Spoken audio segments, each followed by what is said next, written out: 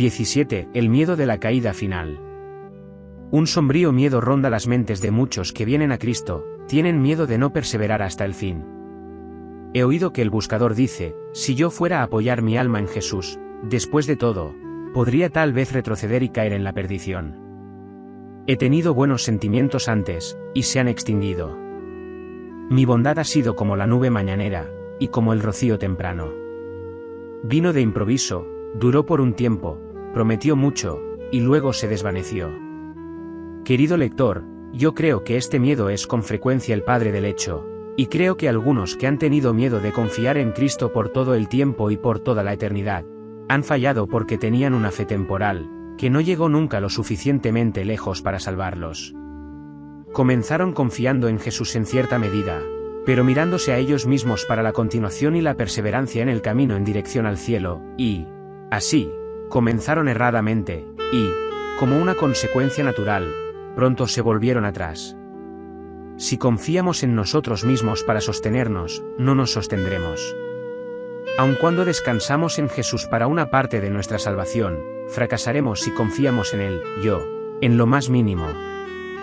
Ninguna cadena es más fuerte que su eslabón más débil. Si Jesús es nuestra esperanza para todo excepto para una sola cosa, fracasaremos por completo, porque en ese único punto nos reduciríamos a nada. No tengo absolutamente ninguna duda de que un error acerca de la perseverancia de los santos ha impedido la perseverancia de muchos que corrían bien. ¿Qué fue lo que les impidió para que no continuaran corriendo? Confiaron en ellos mismos para esa carrera, y así se quedaron en el camino. Ten cuidado con mezclar siquiera un poco del yo con la argamasa con la que construyes, pues la convertirás en argamasa inadecuada y las piedras no se mantendrán juntas.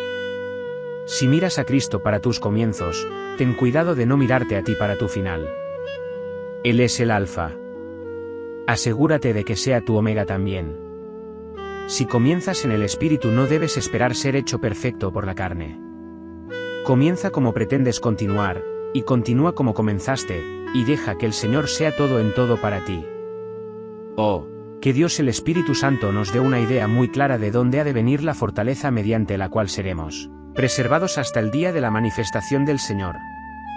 Aquí tenemos lo que Pablo dijo una vez sobre este tema cuando escribió a los Corintios.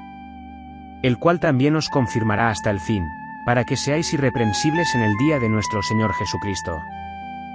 Fiel es Dios, por el cual fuisteis llamados a la comunión con su Hijo Jesucristo nuestro Señor. 1 Corintios 1, 8, 9. Este lenguaje admite silenciosamente una gran necesidad, al decirnos cómo es satisfecha. Allí donde el Señor otorga una provisión, estamos muy seguros de que había una necesidad de ella, pues ninguna superfluidad sobrecarga el pacto de gracia. En los atrios de Salomón pendían escudos de oro que no eran usados nunca, pero no hay nada sin uso en la armería de Dios. Vamos a necesitar con certeza lo que Dios ha provisto. Entre esta hora y la consumación de todas las cosas, cada promesa de Dios y cada provisión del pacto de gracia serán incluidas en una requisición. La urgente necesidad del alma creyente es la confirmación, continuación, perseverancia final y preservación hasta el fin. Esta es la gran necesidad de los creyentes más avanzados, pues Pablo escribía a los santos de Corinto, que eran hombres de un elevado orden, de quienes podía decir, gracias doy a mi Dios siempre por vosotros, por la gracia de Dios que os fue dada en Cristo Jesús. Tales hombres son precisamente las personas que él siente de verdad que tienen una necesidad cotidiana de nueva gracias y han de sostenerse y resistir y resultar vencedoras al fin. Si ustedes no fueran santos, no tendrían ninguna gracia, y no sentirían ninguna necesidad de más gracia, pero debido a que son hombres de Dios, sienten entonces las demandas diarias de la vida espiritual. La estatua de mármol no requiere de alimentos, pero el hombre viviente siente hambre y sed, y se alegra de que el pan y el agua no le falten, pues de otra manera, desfallecería en el camino. Las carencias personales del creyente hacen inevitable que tenga que extraer de la grandiosa fuente de todas las provisiones. Pues, ¿qué podría hacer si no recurriera a su Dios? Esto es el caso de los santos más dotados, de aquellos hombres de Corinto que eran enriquecidos con todo don de expresión y con todo conocimiento. Ellos necesitaban ser confirmados hasta el fin, pues de lo contrario, sus dones y sus dotes resultarían ser su ruina. Si hablásemos lenguas humanas y angélicas y no recibiéramos una gracia renovada, ¿dónde estaríamos? Si tuviéramos toda la experiencia como para llegar a padres en la iglesia, si hubiéramos sido enseñados por Dios como para entender todos los misterios, aún así no podríamos vivir un solo día si la vida divina no fluyera en nosotros proveniente de la cabeza del pacto. ¿Cómo podríamos esperar sostenernos durante una sola hora, para no mencionar una vida entera, a menos que el Señor nos sostuviera? El que comenzó en vosotros la buena obra, debe perfeccionarla hasta el día de Jesucristo, o todo resultaría en un doloroso fracaso. Esta gran necesidad surge en gran medida de nosotros mismos. En algunos, hay un doloroso temor de que no perseverarán en la gracia porque conocen su propia veleidad. Ciertas personas son constitucionalmente inestables. Algunos hombres son conservadores por naturaleza, para no decir obstinados, pero otros son naturalmente variables y volátiles. Como mariposas revolotean de flor en flor, hasta que visitan todas las bellezas del jardín, pero no se posan en ninguna de ellas. Nunca se quedan el suficiente tiempo en un lugar para hacer algún bien, ni siquiera en su negocio o en sus ocupaciones intelectuales. Tales personas temen con razón que 10, 20, 30, 40, tal vez 50 años de continua vigilancia religiosa sería demasiado tiempo para ellas. Vemos a algunos hombres que se unen primero a una iglesia y luego a otra, hasta que completan el círculo. Hacen todo por turnos y nada dura mucho. Tales individuos tienen doble necesidad de orar para ser confirmados divinamente, y para ser firmes y constantes, pues de otra manera no serán hallados creciendo en la obra del Señor siempre.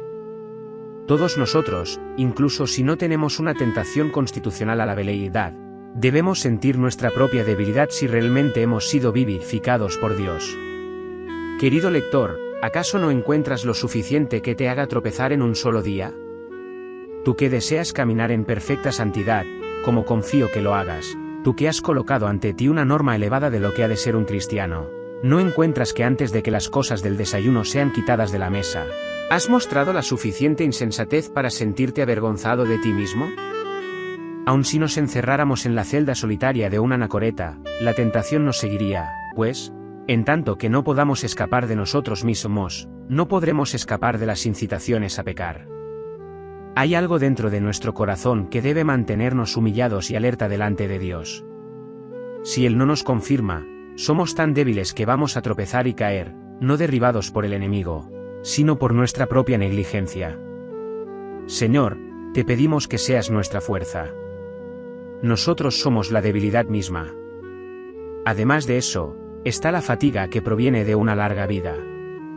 Cuando comenzamos nuestra profesión cristiana nos remontamos sobre alas de águila, y más adelante corremos sin cansancio, pero en nuestros mejores y más legítimos días caminamos sin desmayo. Nuestro paso pareciera más lento, pero es más aprovechable y sostenido. Le pido a Dios que la energía de nuestra juventud continúe con nosotros en tanto que sea la energía del Espíritu y no la mera fermentación de la carne arrogante. Quien ha estado por largo tiempo en el camino al cielo descubre que había una buena razón para que se prometiera que sus zapatos serían de hierro y de bronce, pues el camino es áspero. Ha descubierto que hay montes de dificultad y valles de humillación, que existe un valle de sombra de muerte, peor todavía, una feria de las vanidades, y por todo ello es preciso atravesar. Si hay montañas deleitables, y, gracias a Dios, las hay también castillos de la desesperación, cuyo interior los peregrinos ha visto con frecuencia.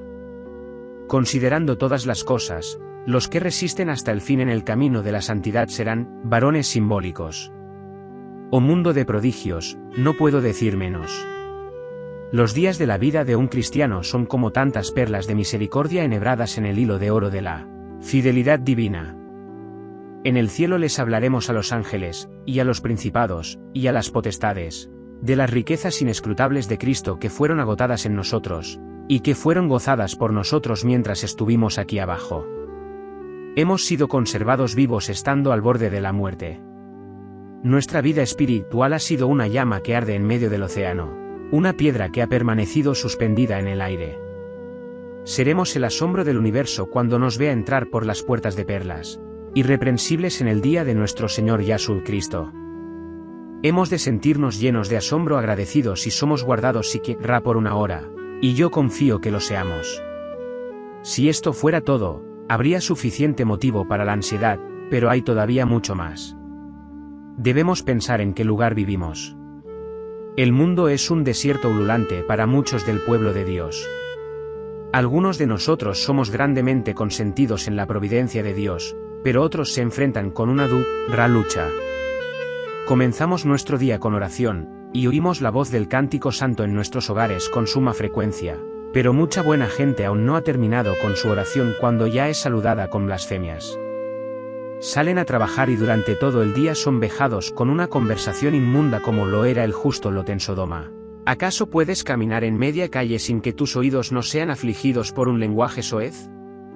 El mundo no es ningún amigo de la gracia.